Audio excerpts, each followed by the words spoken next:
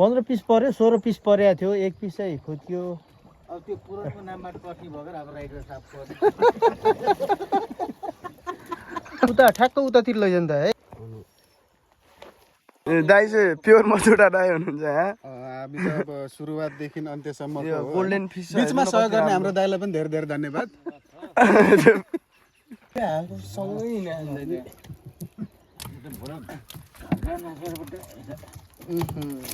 अमृत त सहयोगको लागि मात्र आयो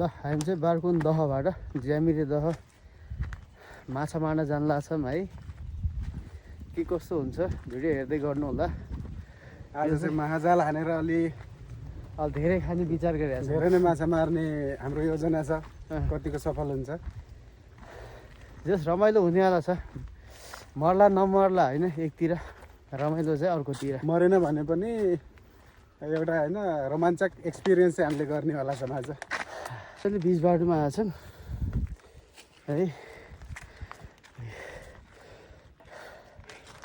यो हिँडाइले चाहिँ ज्यान पुरै थकित भइसकेको छ सधैँ बाइक चढ्दा चढ्दा सधैँ बाइकबाट हिँडिरहेको बानी है हिँड्ने बानी पनि बसाल्नु पर्ने रहेछ भन्ने भयो अहिले चाहिँ अलिकति अगाडि गएर हामी चाहिँ विश्राम गर्छौँ हामी चाहिँ यो अब हाम्रै वन जङ्गल भए हुनाले यहाँ चाहिँ घाँस दाउरा गरे ठाउँ हो यो चाहिँ पहिला अहिले चाहिँ नहुने रहेछ नसकिने रहेछ है कुनै दिन भारी बोकेर हिँडेको बाटोमा अब खाली जाने हिँड्ला पनि गाह्रो भयो धौ भयो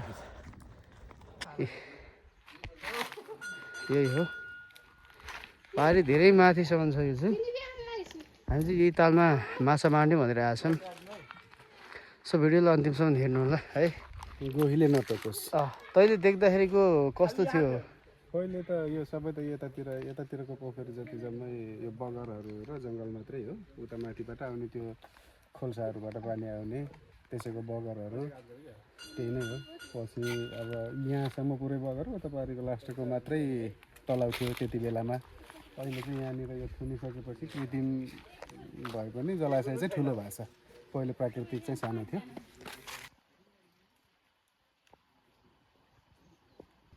हाम्रो कोब्रा दाइ हुन्छ किङ कोब्रा हामीलाई कालो जङ्गलको सरदार यो ठाउँको सरदार को उहाँ हुनुहुन्छ के छ 2-4 शब्द जाओस् न दाइ यो खै यता टिका टालो पनि दिए हेरौँ न त दाइ यार यतातिर छैन साइड लुक छैन क्या साइड लुक छैन क्या टक्क फेस कट उल्टी हान्दिनु नि एकचोटि हेर्नु भयो कस्तो किन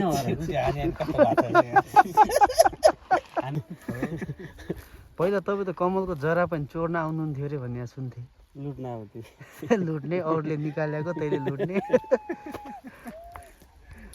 समुद्री लुटेर अहिले त्यो काम हाम्रो पुरन दाइले गरिरहनु समुद्री लुटेर जाल फुकाइरहेछौँ है अब माछा मार्ने तयारी चाहिँ हुँदैछ हाम्रो जाल चाहिँ ठिक गर्दैछौँ हामीले यसलाई व्यवस्थापन गरेर भरेसम्ममा हामीले चाहिँ माछालाई जाल थापेर निस्किने हाम्रो योजना छ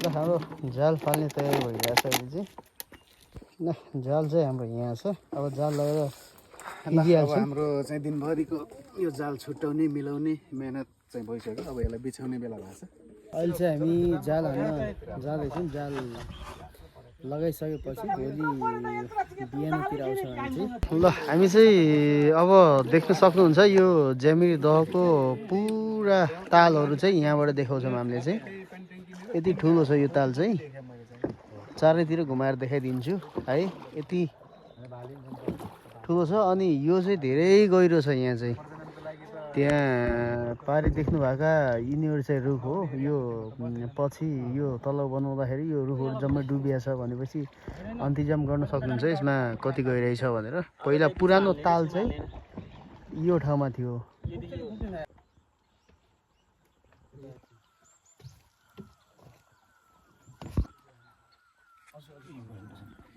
बडो मुस्किलले पहिलो जाल लगाउन सफल भइयो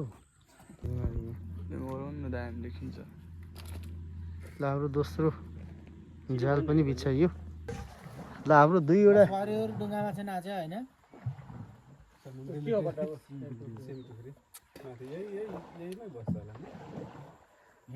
दुईवटा जाल चाहिँ थापेर आइसकेका छौँ होइन अब तेस्रो जालको लागि जाँदैछौँ अब हेरौँ अब कतिको माछा पर्छ माछा लिन चाहिँ भोलि आउनुपर्छ फेरि जाल उठाउन देख्न सक्नुहुन्थ्यो है हामी दिउँसोबाट लाग्यो हाम यति बेला भइसक्यो अहिले फर्किँदाखेरि कति हुने हो थाहा छैन हाम्रो दाइले बहुत भरपुर साथ दिनुभएको छ यार एउटा माछा त दाइलाई पनि दिनुपर्छ आउनुहोस् रमाइलो गर्नुहोस् एउटा माछा चाहिँ दाइलाई पनि दिनुपर्छ है ज्यामेरमा आउनुहोस् रमाइलो गर्नुहोस् होइन रमाइलो गर्नुहोस् धेरै राम्रो छ मन्सुन वेदर प्लिज वेलकम टु बाराकुने अब फेरि बाराकुने अरे ज्यामिर त भन्नु के त यार त्यही पनि आशावादी चाहिँ छु म एउटा दुईटा भने यत्रो मेहनत गरिसकेपछि एउटा दुईटा भने आइदियोस् भन्ने कुरा छ यतातिर दाजी कहाँ अब अन्धा धुन्दा ल हाम्रो चाहिँ लास्ट जाल लगाएर सकियो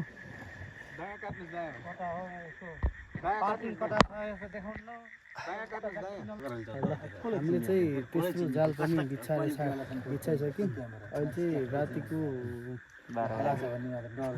8-9 बजिसक्यो है कति बज्यो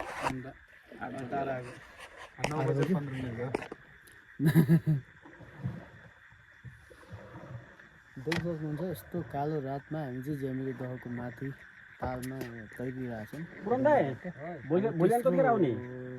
जाल पनि बिछाइसक्यौँ अब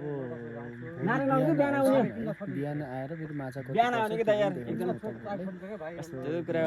चाहिँ अब सुत्नुपर्ने हुन्छ सो गुड नाइट हाम्रो बाराकुने दह बिहानको 5 बजेको समयमा देख्न सक्नुहुन्छ है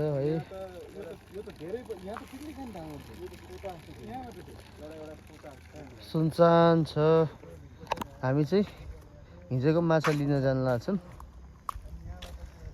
बाँकी साथीहरूले पर्खिरहेछन् hello everybody good morning once again हामी चाहिँ हिजोको आधा मिसनलाई चाहिँ फेरि पुरा गर्न गइरहेको छौँ होइन के कस्तो हुन्छ होइन अब फाइनल रिजल्ट आज आउनु बाँकी छ गराउनेछौँ रातिको समयमा आज बिहान 4 बजे 4:30 बजीतिर आएको थियौँ बारकुन दहमा आएर बस्यौँ हल्का उज्यालो हुन लागेपछि हिँड्नु लाग्छौँ अहिले चाहिँ हामी तल देख्न सक्नुहुन्छ ज्यामिर दह है यो ज्यामिर दहको माथि टपमा आएर बसेका छौँ यो ठाउँलाई चाहिँ हात्तीखाल भन्छन् अब एकछिनपछि माछा निकाल्छौँ के कति पर्छ त्यो चाहिँ थाहा छैन पछाडि साथीहरू छन् साथीहरूले पर्खिरहेछौँ सुनसान छ राति बिहानै चाहिँ आएको थियौँ हामी चाहिँ रातिको समयमा आएको थियौँ त्यही भएर नदेखिने भए हुनाले हामी चाहिँ केही समय उता बारकुन दहतिर बसेका थियौँ बारकुन दहतिर बसेर फेरि अहिले हामी आएछौँ सो भिडियोलाई अन्तिमसम्म हेर्नु होला के कस्तो हुन्छ बिहान समयको हो यो चाहिँ ज्यामिरे दह रातिसम्म हामीले चाहिँ जाल हाल्या हो है हामीले एउटा जाल चाहिँ यहाँनिर छ अनि एउटा जाल चाहिँ यहाँनिर छ अनि एउटा जाल चाहिँ उता भित्र छ हाम्रो दही अनि अमृत के कस्तो लाग्छ तेरो अनुमानमा कति किलो जति आज 5 किलो बटामा लगेर चाहिँ गइन्छ एकजनालाई बाँकी चाहिँ अब त्योभन्दा धेरै भएछ नि ठेकाहरूले 1 घन्टा फालिदिउँला तेरो अनुमानमा के छ अब जे होस् हाम्रो मेहनत चाहिँ खाली जान्न भन्नेमा चाहिँ म पूर्ण रूपमा विश्वस्त छु ल हाम्रो यात्रा चाहिँ सुरु भयो है माछा मार्न जाने। ऊ त्यो सेकेन्ड बोतल हालेर ल हाम्रो अनुसन्धानकर्ताले चाहिँ यहाँ बोतल हल्ला छ भन्ने कुरो आइरहेछ है। माछा के कति पर्छ यो पहिलो जाल हो हाम्रो चाहिँ, पहिलो जाल खोल्न गइरहेछ। ल हामी चाहिँ हाम्रो गन्तव्यमा पुगिसक्यौँ। अब पहिलो जाल खोल्न गइरहेछौँ है। दोस्रो बोतल चाहिँ हल्लिरहेको थियो यो हिसाबले, अनि त्यो बोतलको माछा पिडहरू माथि उठेको हिसाबले चाहिँ हामी माछा परे होला भन्ने हाम्रो माछा पर्छ नै भन्ने कुरामा चाहिँ हामी विश्वस्त भयौँ।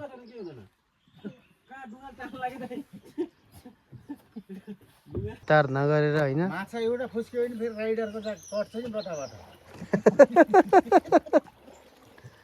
म त होइन नि त, म त जलारियम नि। राइडर त हाम्रो पुरान दाइ मात्रै अलि यता अलि नजिक नजिक ल ऊ त्यहाँनिर एउटा देखिया छ, ठुलो विद्यानाथी देखिया छ कि पारी ऊ त्यहाँ दुईटा। अटाएर ब्रेक लगाउनु भएको छ।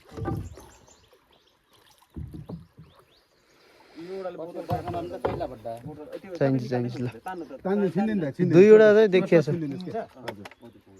यो त ठुलै छ क्या यार। ल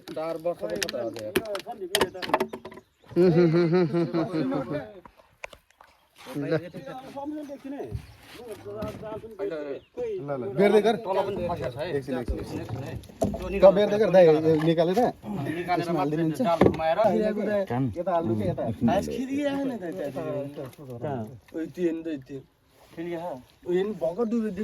हो र अन्त सफा पार्नु हुन त खान त सक्दैन नि त फेरि जालमा पसिसके माछा यत्रो निकाल्छ।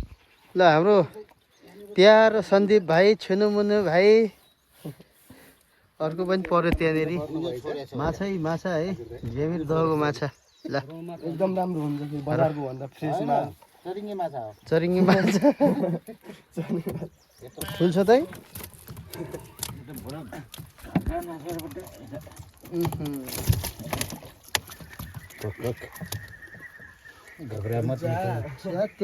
रामदाई अन्दाजी कति किलो जति छ?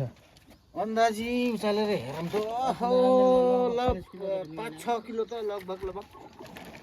पहिलो जालमा 5-6 किलो भनेपछि तेस्रो जालमा 15 पिस लगभग आधा किलोको हिसाबबाट हिसाब लगायो। 15 पिस पर्यो नि। 15 पिस पर्यो, 16 पिस परेको थियो, 1 पिस चाहिँ खोज्यो। अब त्यो पुरानो नामबाट कति भएर अब राइडर साहब अड्किएको चाहिँ चलाउनेको नामबाट कट्यो भन्ने कुरा हो। अब फेरि हामी दोस्रो जालमा जान लाग्छ। मलाई चाहिँ अलिकति हतार बढी भएर म आफै पनि यहाँ बाहना समातेर होइन छिटो छिटो पुग्ने हिसाबले चाहिँ हामी गन्तव्यतिर अगाडि बढिरहेका छौँ। माछा परेपछि फेरि रमाइलो पनि लाग्दो रहेछ होइन? माछा त्यहाँ पनि परेकै छ, त्यो बोतलको जुन त्यो उबाइ छ त्यो हेरेर चाहिँ त्यहाँ पनि माछा छ भन्नेमा चाहिँ विश्वस्तै भएँ म। ल हामी चाहिँ दोस्रो जालतिर गइरहेछौँ। माछा कति जति पर्यो होला तेरो अनुमानित? यसमा पनि जालको लम्बाइ हेरेर 10-12वटासम्म त होला। 10-12 वटा भनेपछि 10-12 किलो। 10-12 किलो त नभनौँ, 5 किलोको हाराहारी। किन यो पनि जाल ठुलै खालको हो। ठिक छ। यो माथि देखिरहेछ दुईटा छ क्या, त्योदेखि हल्का मुनि हेर्न तल पनि छ। उता पुच्छर देखिरहेछ कि त्यहाँनिर पनि तीनटा ठुलै तीनटा यहीँ भइगयो देखाइमा चाहिँ। केही फरक पर्दैन। ल यो त लास्टै ठुल छ। ए तेरी यो ठुलो लास्टै ठुला रहेछ नि। यहाँ पर्ने छ है ठुलो त बडा।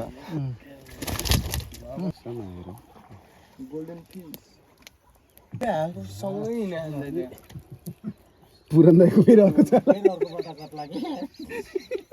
एकछिन डुङ्गा घुमाउने गरेर बोरा लिएर आउने होइन उपाय घाँस देखाउनु न बाहिर निकाल्दै म फुकाइदिनु दाइ, त्यो फुकाइदिनु।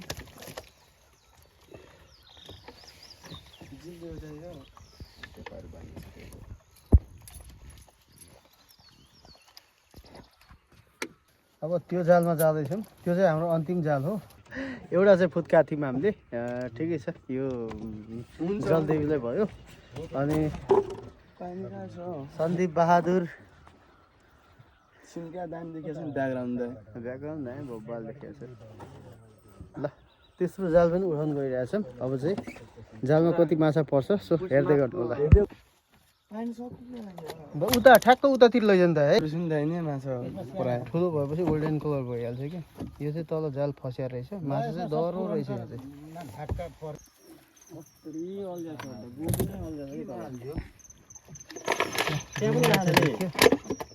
चाहिँ जाल पनि निकालिसक्यौँ हामीले चाहिँ त्यस्तो अपेक्षा गरे जति चाहिँ आएन 8वटा भयो यो जालबाट अमृत त सहीको लागि मात्र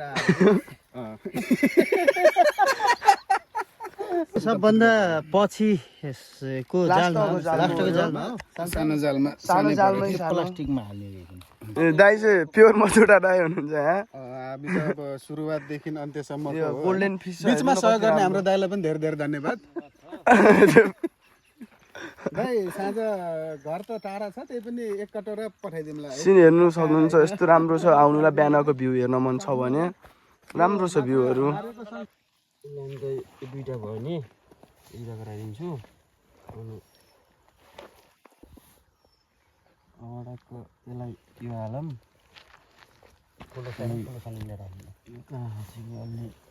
सानो यो छ नि यो छ आज बहुत सब खुसी छौँ ह्याप्पी छौँ चित्त बुझ्यो क्या सो अहिले चाहिँ हामी माछा बटा बाँडेर अब घरतिर जान लाग्छौँ चित्त बुझ्दो माछा पऱ्यो लगभग बटामा 2 किलोभन्दा माथि नै छ अनि यो चाहिँ ज्यामिरे दह हो ज्यामिरे दहमा दहको माछा चाहिँ मैले यो दोस्रोचोटि खाँदैछु जस रमाइलो भयो सँगसाथी भाइ दाजुभाइहरूसँग सबै मिलेर आउँदाखेरि खाने भन्दा पनि एउटा सँगसाथीको जमघटले धेरै रमाइलो बनाउँछ है त्यही भएर हामी चाहिँ माछा मार्न आएको थियौँ जाल बिछाएको थियौँ दुःख त धेरै भयो हिजोबाट लागेको आज दिनसम्म भिडियो हेर्नुभयो त्यसको लागि हजुरहरूलाई धेरैभन्दा धेरै धन्यवाद च्यानलमा कोही नयाँ हुनुहुन्छ भने सब्सक्राइब पनि गरिदिनु होला सल्लाह सुझावहरू केही छ भने प्रतिक्रिया पनि दिनु होला अनि हाम्रो ज्यामिरे दहमा पनि घुम्न आउनु होला बाई बाई